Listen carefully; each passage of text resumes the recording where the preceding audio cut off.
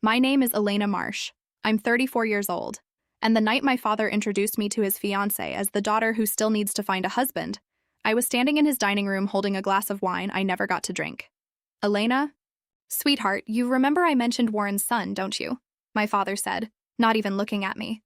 Warren's agreed to have dinner with us next week. Wear the blue dress, the one that doesn't make you look so severe. I set the glass down on the table because my hand had started to shake. Dad, I have a company. I have a mortgage. I don't need you to arrange a marriage for me like it's 1954. He laughed, actually laughed, the kind of laugh that tells you the other person has already stopped listening. You'll thank me when you're not alone at 40. Someone in this family has to marry well since your brother's degree wasn't cheap. That's when she walked in, his fiancée. A woman I had spoken to exactly once before, 3 months earlier, in a small office with frosted glass doors, where I had hired her to look at some numbers that didn't make sense to me. She stopped in the doorway. Her eyes moved from my father to me and back again. Richard, she said slowly, this is your daughter? This is Elena? Before I tell you what she said next and why my father's engagement ended before dessert was even served, tell me what time it is right now where you're watching this, and where in the world you're joining me from. Type it in the comments. Read every single one. And if you've ever been the child who was expected to sacrifice everything so someone else in the family could shine, stay with me, because this story is for you. Don't forget to subscribe before we go back to where it all started, because you are going to want to see how this one ends. I was 7 years old the first time I understood that fairness was not something my family believed in. It was Christmas morning, and my brother Tyler, who was 5, unwrapped a bicycle. A real one, blue and silver, with a bell on the handlebar. I unwrapped a coloring book. Where's mine? I asked. Because at 7 you don't yet know how to hide disappointment. Tyler needed a bike more, my mother said. You have your books. You like reading. I did like reading. That wasn't the point. The point was that I had asked for the same bicycle, and no one had considered giving it to me, because somewhere in that house, an invisible rule had already been written. Tyler's wants were needs. Mine were preferences. When I was 12, Tyler broke my mother's antique clock while roughhousing in the living room. I was blamed because I was old enough to know better and should have stopped him. When I was 16, I got into a summer academic program 2 states away, fully funded, the kind of opportunity that changes a resume forever. My father said no. Tyler had a baseball tournament that same week, and someone needed to be home to help my mother with the cooler and the folding chairs. I stayed home. I unfolded chairs. Each time I told myself the same thing. It's not worth the fight. Keep the peace. They love you. They just show it differently for Tyler. One day it'll balance out. It never balanced out. It just kept tilting. My mother died when I was 26. Ovarian cancer, fast and merciless, 11 months from diagnosis to the funeral. In her will, she left a trust, split evenly between Tyler and me, to be managed by my father until we each turned 35, meant for things like a home down payment, a business, or in Tyler's case, whatever he chose to build his future on. I trusted my father to manage it fairly. That trust is the whole reason this story exists. There's one more memory from that stretch of years I need to tell you about because it explains a lot of what came later. When I was 19, home from college for winter break, I found a shoebox in the hall closet while looking for wrapping paper. Inside were report cards, mine and Tyler's, going back to elementary school. Mine were full of A's, notes from teachers about leadership and initiative. Tyler's were average, a few C's scattered through math and science. Clipped to Tyler's report cards were little handwritten notes from my father. Things like proud of, you buddy, keep pushing, and we'll get a tutor, don't worry. Clipped to mine, nothing. Not one note. I didn't need a tutor, so I didn't need encouragement either, as if effort only mattered when someone was struggling to reach a bar I had already cleared without anyone noticing. I put the shoebox back exactly where I found it and never mentioned it to anyone. I told myself that was just how my father showed care, that struggling children get more attention because they need it more, and that being self-sufficient was its own kind of reward. It took me years to understand that being competent in a family like mine wasn't a badge of honor. It was a liability. It meant no one ever felt obligated to check on you, protect your share, or ask if you were okay, because you had already proven you'd figure it out on your own. When I was 28, 2 years after my mother passed, I asked my father directly for a copy of the trust documents just to understand the terms for my own financial planning. He waved me off. "It's all handled, Elena. Don't worry about the details. That's what I'm here for." I let it go because pressing the issue felt like accusing him of something I had no proof of yet, and because some quiet, trained part of me still believed that questioning him counted as disrespect rather than diligence. The moment I decided no more didn't come with shouting. It came quietly on a Tuesday afternoon when I opened an email from my father's assistant that had been sent to me by mistake. Attached was a spreadsheet labeled Trust Disbursements, Marsh Family. My name was on one line. Tyler's was on another. And the numbers next to my name were not what I remembered agreeing to. I read it twice, then a third time. My hands went cold before my mind caught up with what I was looking at. According to that spreadsheet, over the past 4 years, more than $190,000 had been withdrawn from what was supposed to be my half of my mother's trust. The withdrawals were labeled Educational Advance, T. Marsh, my brother's law school tuition. Paid for in part with money that belonged to me. I called my father immediately, my voice level, though my chest was pounding. "Dad, I think there's a mistake in some paperwork your office sent me. Can you explain the disbursement records for my trust account?" There was a pause. Then he said the words that ended any illusion I had left. "It's not a mistake, Elena. Your brother needed it more. You have a good job. He needed law school. I always meant to explain it to you eventually." "Eventually," I repeated. "That was my money, Dad. Mom left that for me." "She left it for the family," he said. "I'm still the trustee. I get to decide what's best for the family." I didn't yell. I didn't cry. Not yet. I said very calmly, "Okay," and hung up the phone. That was the moment. Not the yelling, not the accusation, just a quiet internal door closing. I was done surrendering. My life so someone else's story could look better. I want to be clear about something because this matters. What I did next was not about hurting my father or my brother. It was about making sure the truth existed somewhere no one could argue with. Documents don't have feelings. Documents don't apologize and take it back. I decided that if my family wouldn't hear me with words, they would hear me with paper. The first thing I did was stop talking about it with anyone in my family. Not one word to Tyler, not one word to my father, not even to my aunt, who I suspected already had opinions about how the trust was being run. Silence protects evidence. The moment you tip off the people you're documenting, they start covering their tracks. The second thing I did was request my full trust account history in writing. Formally, from the bank that held the trust, not from my father. Banks are required to provide account holders and beneficiaries with disbursement records upon request, and because my mother's trust named me directly as a beneficiary with a defined share, I had every right to that information independent of my father's cooperation. It took 11 business days. When the documents arrived, I sat at my kitchen table with a legal pad and went through every line, cross-referencing dates against emails, invoices, and my own memory of conversations from those years. What I found was worse than the spreadsheet had suggested. There were 4 separate withdrawals over 4 years, each timed suspiciously close to Tyler's tuition due dates. Combined, they totaled $206,000. My original share of the trust, according to my mother's will, was supposed to be $400,000, an even split with Tyler of the $800,000 my mother had built over her career as an interior architect. What remained in my portion of the account was less than $190,000. More than half of what my mother left specifically for me had been redirected, without my consent, and without my signature, except one of the documents had my signature on it. A withdrawal authorization form, dated 2 years earlier, bearing what looked like my handwriting, approving a release of $50,000 from my trust portion for sibling educational support. I stared at that signature for a long time. I know my own handwriting. I know how I cross my E, how my A always looks slightly open at the top. This was close. It was very close. But it wasn't mine. I photographed the document. I did not confront anyone. I made an appointment with an attorney who specializes in trust and estate litigation, someone recommended by a colleague, someone with no personal connection to my family whatsoever. I brought the bank records, the spreadsheet my father's assistant had accidentally sent me, and the signature page.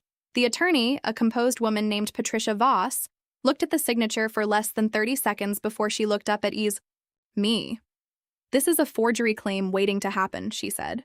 "I want to bring in a certified forensic document examiner before we do anything else. If this signature is confirmed as fraudulent, this stops being a family disagreement. This becomes a matter for the state bar, potentially criminal fraud charges, and it changes everything about how we proceed." I remember nodding, because I couldn't yet speak. Somewhere in the back of my mind, I understood that my brother, who had used part of that money to become a licensed attorney, may have built his entire career on a document forged in my name. The forensic examiner's name was Daniel Cho. He worked out of a small office attached to a larger legal services firm, the kind of place with humming fluorescent lights and a very serious wall of framed certifications. He asked me for exemplar samples of my genuine signature, at least a dozen, spanning several years, pulled from tax documents, leases, and old greeting cards. 3 weeks later, his report arrived. 14 pages, dense with terminology about stroke pressure, letter formation, pen lift patterns, and baseline consistency. The conclusion was written in plain, unambiguous language. Based on comparative analysis, the signature on the withdrawal authorization form dated the 12th of March exhibits significant inconsistencies with the exemplar signatures provided, including irregular pen pressure, inconsistent letter spacing, and formation patterns inconsistent with natural signing behavior. It is the examiner's professional opinion, to a reasonable degree of certainty, that the questioned signature is not an authentic exemplar of the subject's handwriting. It was fake. Someone had forged my signature to authorize the release of $50,000 of my own inheritance. I remember calling my best friend Nadia that night, not to vent, but because I needed someone outside the situation to tell me I wasn't overreacting. Nadia has known me since college, and she's one of the few people who watched up close how my family operated during holidays and family events over the years. "Elena," she said, after I read her the report out loud over the phone, "this isn't a misunderstanding. This is fraud. Your own father committed fraud against you. I need you to say that sentence out loud so it stops feeling abstract." I said it. It felt like swallowing glass, but she was right. Naming a thing correctly is often the first real step toward doing something about it. In the weeks that followed, I built what Patricia called a clean evidentiary timeline, a document that laid out every relevant event in chronological order, cross-referenced against supporting proof. I am, by profession, someone who cleans up messy financial records for a living, so this part of the process came more naturally to me than it might to most people, even while it was happening to my own family. I pulled 4 years of my own tax returns to confirm I had never reported or claimed any trust disbursement during the years in question, which helped establish that I had never knowingly received or authorized any of the funds that had supposedly been released with sibling educational support as the stated purpose. I requested Tyler's law school's tuition payment history through a records request he didn't know I was quietly cross-referencing against dates, not to trap him, but to confirm the withdrawals from my trust portion lined up exactly, to the day, with his tuition deadlines each semester. They did, every single time, within 72 hours. I gathered 5 years of email correspondence between myself and my father's assistant, a woman named Carol who had worked for him for over a decade, searching for any mention of trust administration, disbursement approvals, or my supposed authorization. There was nothing. Not one email where I had approved, discussed, or even been informed about any release of funds tied to Tyler's education. I also reached out, carefully and without revealing why, to the bank's client relations department to request their standard authorization procedures for trust disbursements, so Patricia and I could understand exactly how a form like the one bearing my forged signature would typically move through their internal system. That's how we learned about the online portal, and that every document uploaded through it carried a timestamp and an IP address, logged automatically, regardless of whether the person uploading it realized that. Patricia warned me early on that building a case this way methodically without confrontation would feel unbearably slow. She was right. There were nights I lay awake wanting to call my father and simply demand answers, wanting the relief of finally saying the words out loud to his face. But every time I felt that pull, I reminded myself of something she told me in our first meeting. The first person to lose their composure in a family fraud case usually loses the narrative too. Let the paperwork carry the weight. It doesn't get emotional, it doesn't backpedal, it doesn't apologize and then quietly rewrite itself the next day, so I waited. I worked. I kept showing up to family dinners with a steady voice and an unreadable expression, while behind the scenes, an attorney, a forensic document examiner, and eventually a forensic accountant I didn't even know was connected to my own father yet, were quietly assembling a case that no amount of charm could talk its way out of. I sat with that report for 2 full days before I asked Patricia the question that had been circling my mind since the moment I saw that document. Who else had access to my trust paperwork? Who could have done this? Patricia's answer was simple. Your father was the trustee. He had access to blank authorization forms, to your prior signed documents for reference, and to the account itself. I'm not saying it was him, but statistically, in cases like this, the person with access and motive is rarely a stranger. I didn't want to believe my father had physically forged my signature. I wanted, desperately, for there to be another explanation. So Patricia suggested something that would remove all doubt, subpoenaing the bank's internal processing records, which included IP address logs for any documents submitted through their online client portal, along with time-stamped metadata for uploaded files. It took another 6 weeks, filing requests, waiting on responses, watching my life continue on the surface while underneath it, a case was quietly being built brick by brick. I went to work. I answered emails.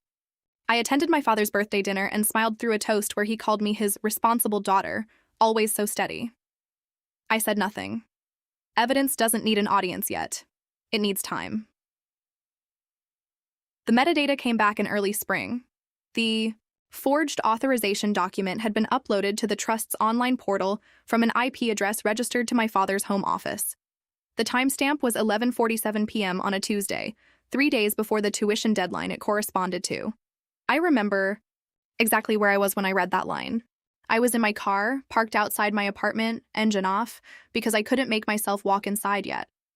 I sat there and let myself feel it, all of it, the anger, the grief for the relationship I thought I had, the strange calm that comes right after you stop hoping for something to be different than it is. Then I called Patricia and said 4 words. Let's move forward. While the legal case was building quietly in the background, something else was happening that none of us had planned for. My father had started dating again about a year earlier, not long after Tyler passed the bar exam. Her name was Vanessa Reyes. I'd met her exactly once, briefly, at a birthday dinner where she'd smiled politely and asked me about my company, a small consulting firm I run that helps nonprofits and small family businesses clean up their financial record-keeping and internal controls.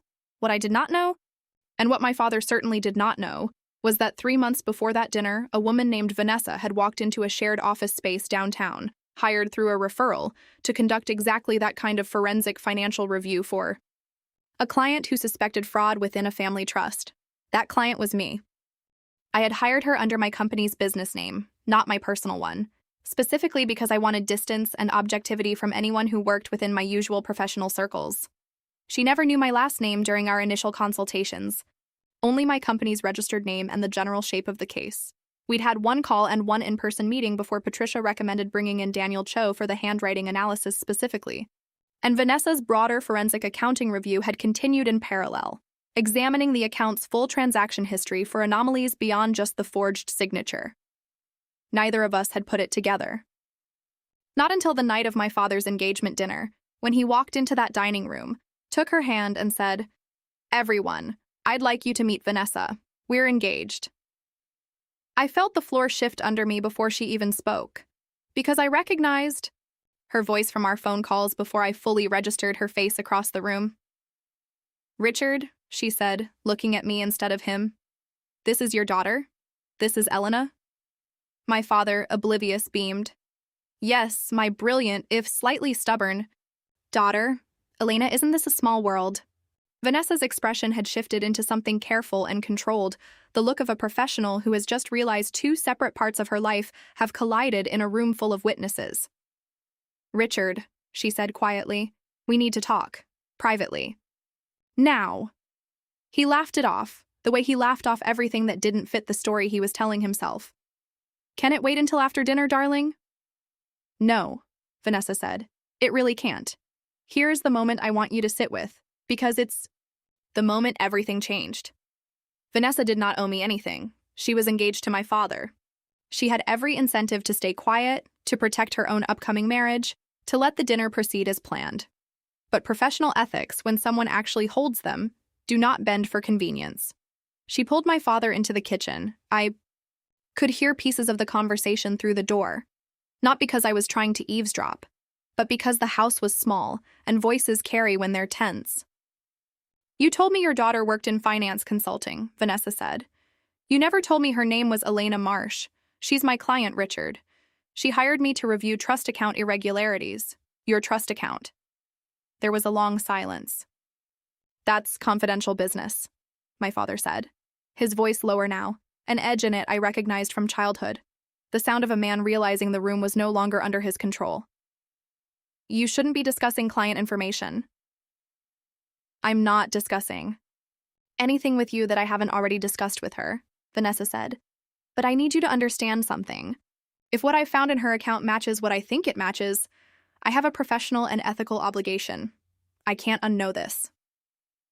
When they came back into the dining room, Tyler was already there, having arrived late from his new associate position at a downtown law firm, still in his suit, checking his phone. My aunt was there. My father's business partner, Warren, the same Warren whose son I was apparently supposed to marry, was there with his wife. 8 people at that table, and every single one of them was about to become a witness. "Vanessa," my father said, forcing a smile that didn't reach his eyes, "why don't you sit down? We were just about to toast." "I don't think we should," Vanessa said. "Not until Elena and I have a conversation everyone here probably needs to hear. I want to be honest about something. In the version of this story I imagined in my angriest moments, I pictured myself standing up and delivering some devastating speech, watching my father's face crumble in real time. That is not what happened. What actually happened was quieter and far more effective. I simply reached into my bag, pulled out a folder I had been carrying for exactly this kind of moment, not knowing it would arrive at an engagement dinner, and set it on the table. "Dad," I said, my voice steady, "I think it's time we talked about where $206,000 of my trust money actually went." My father's face did something I will remember for the rest of my life. It didn't collapse immediately. It tried first to perform. "Elena, this isn't the time or the place." "You made it the place," I said, "when you forged my signature on a withdrawal authorization and used my inheritance to pay for Tyler's law school without asking me." Tyler's head snapped up from his phone. "What? Dad, what is she talking about?" I slid the forensic document examiner's report across the table, along with the metadata printout showing the IP address and timestamp of the upload. I didn't raise my voice. I didn't need to. The paper did what words never could. "This is a certified forensic analysis," I said, confirming that the signature on this authorization form is not mine. "This is a metadata log showing the document was uploaded from Dad's home office at 11:47 p.m., 3 days before your spring tuition was due, Tyler. I have 4 years of bank statements showing where my half of Mom's trust actually went." Warren's wife had gone very still. My aunt had a hand pressed to her mouth. Vanessa was watching my father with an expression I can only describe as quiet devastation, the look of someone realizing exactly what kind of man they had almost married. "Elena, sweetheart," my father tried again. "I was going to pay you back. I always intended to make it right eventually, when the business stabilized. You told me on the phone, word for word, that Tyler needed it more and that you get to decide what's best for the family," I said. "I have that call. I recorded it the same afternoon I found the disbursement spreadsheet, because at that point I already suspected something wasn't right, and I wanted a record of what you'd say when you thought no one but us was listening." The room had gone completely silent except for the soft clink of Warren setting down his wineglass. "You recorded me?" my father said, and for the first time that night he sounded less angry and more afraid. "I documented a pattern," I said. "The same way you documented a fake authorization with my name on it." Tyler stood up so fast his chair scraped hard against the floor. "Dad, tell me this isn't true. Tell me you didn't forge her signature to pay for my school." My father didn't answer. That silence was its own confession, the kind no lawyer, no spin, no charm could undo. Vanessa stood as well, calm, composed, the forensic accountant in her taking over from the fiancé. "Richard, I need to be transparent with everyone here. I was engaged professionally before I knew any of you personally to review irregularities in this exact trust account. Everything Elena has just shown you is consistent with findings in my own independent review. I can't continue a personal relationship with someone under active financial misconduct allegations tied to a case I'm professionally connected to. I'm sorry, this is over, Richard. She removed the ring at the table. Not dramatically, just quietly, and set it beside his water glass, then picked up her coat. I want to pause here and tell you something important, because this is the part people often get wrong about stories like this. I did not orchestrate Vanessa's presence. I did not plan for my father's fiancée to be the same person auditing his fraud. That was never something I could have engineered. What I could control, and what I did control, was making sure that when the truth surfaced, however it surfaced, there would be undeniable proof waiting for it. The recording, the forensic report, the metadata, the bank statements. I built the case so that when the moment came, whatever shape it took, the facts would speak for themselves, and no one could argue their way around them. That is the difference between revenge and readiness. Revenge waits for a chance to hurt someone. Readiness waits for the truth to have somewhere solid to land. Dinner did not continue. Warren and his wife left within minutes. Warren pulling my father aside at the door and saying, loud enough for me to hear, "We'll need to discuss the partnership agreement, Richard. I can't have my name attached to this." My aunt hugged me tightly on her way out and whispered, "I always wondered why the numbers never quite matched up. I'm so sorry, Elena." Tyler stayed the longest. He sat across from me at that emptied table, his face pale, his hands shaking slightly around his water glass. "I didn't know," he said. "Elena, I swear to you, I didn't know where that money actually came from. He told me it was a loan against the business." I believed him mostly. Tyler had never been cruel to me the way our father had trained us both to accept as normal. He had simply been the beneficiary of a system that never asked him to question why things worked out so easily in his favor. "I know you didn't forge the document," I said, "but you built a law degree on money that was forged out of my name. That's not something I can just move past because you didn't personally hold the pen." "What happens now?" he asked quietly. "Now the professionals handle it," I said. "Not me. Not us, sitting here trying to talk our way out of paperwork. I already have an attorney. I already have a forensic report. This isn't a conversation anymore. It's a case." The weeks that followed moved with the particular, unglamorous slowness of the legal system, which is nothing like what television shows you. There was no single dramatic gavel moment. There was a series of quiet procedural steps, each one closing a door my father could not reopen. Patricia filed a formal breach of fiduciary duty claim against my father in his capacity as trustee, along with a civil fraud claim tied to the forged authorization document. Because a trustee has a legal obligation to manage trust assets solely in the interest of the beneficiaries, and because the forensic evidence clearly established that he had diverted funds through a document bearing a signature that was not mine, the case moved forward without the kind of ambiguity that usually drags these things out for years. My father hired an attorney of his own, a man who tried, initially, to argue that the funds were simply an advance on inheritance made with good intentions. Patricia's response to that argument was, in her words, irrelevant, because intent does not excuse forgery, and a trustee cannot unilaterally redistribute a named beneficiary's separate share without consent, regardless of motive.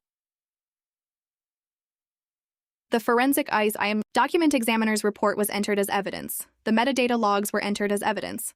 The recorded phone call, which I had legally recorded in a state where one-party consent is sufficient, was entered as evidence.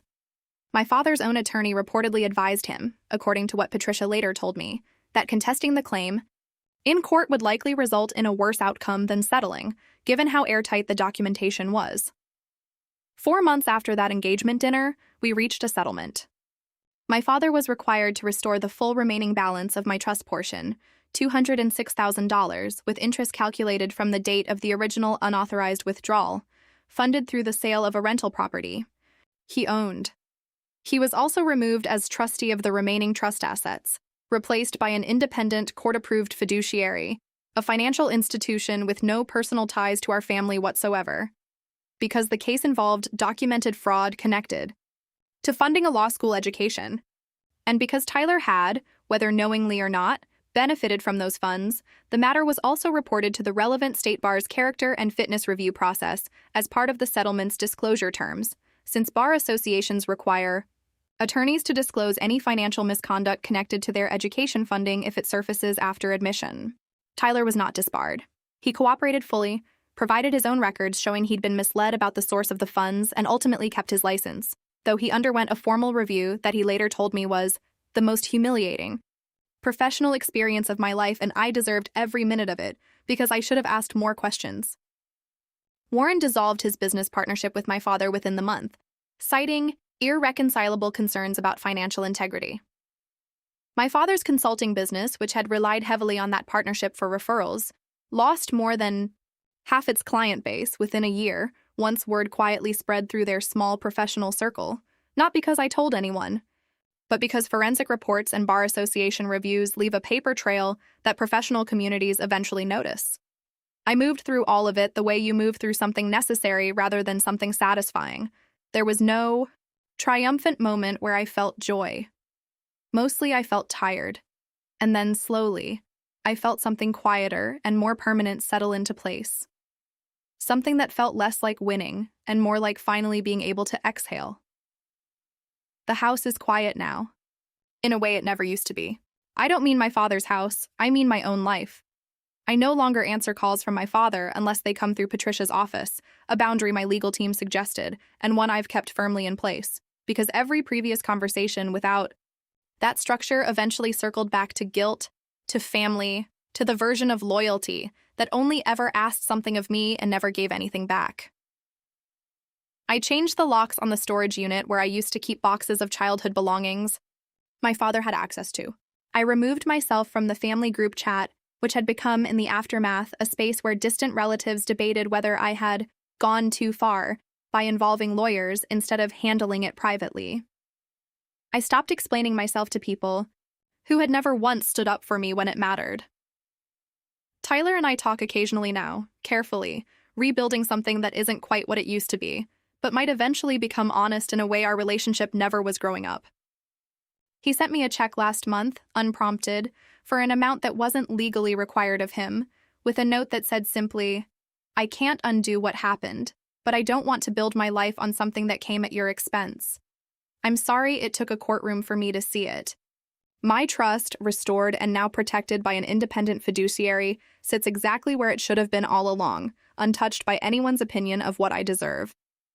I think a lot about the difference between revenge and self-respect, because people sometimes ask if what I did was about getting back at my father. It wasn't. Revenge wants someone to suffer. What I wanted was much simpler and much harder to achieve inside a family that had never respected the concept. I wanted the truth to exist somewhere undeniable. I wanted my name back, attached to my own signature, my own decisions, my own inheritance. I wanted, for the first time in my life, for fairness to not be a favor someone granted me, but a standard I could actually stand on. Self-respect doesn't need anyone else to lose in order to feel complete. It just needs the truth to finally be allowed to speak, clearly, calmly, and with nothing left to interpret. A few months after the settlement was finalized, my father asked through Patricia's office if we could meet in person, just the two of us, no attorneys present. I thought about it for almost a week before I agreed, on the condition that we meet somewhere public, a coffee shop near my office, neutral ground with no history attached to it. He looked older than I remembered, or maybe I was simply seeing him clearly for the first time in years, without the filter of hoping he'd eventually become someone different. "I don't expect you to forgive me," he said, turning his cup slowly on the table without drinking from it. "I just want you to know I understand why you did what you did. I've had a lot of time to sit with it." "I didn't do it to punish you, Dad," I said. "I did it because I got tired of being the only one in this family who was expected to absorb the cost of everyone else's comfort." He nodded slowly, and for the first time in my life, he didn't argue, didn't redirect, didn't try to explain his way into being the reasonable one in the room. "Your mother would be disappointed in me," he said quietly. "Not in you, never in you." I didn't tell him it was okay, because it wasn't.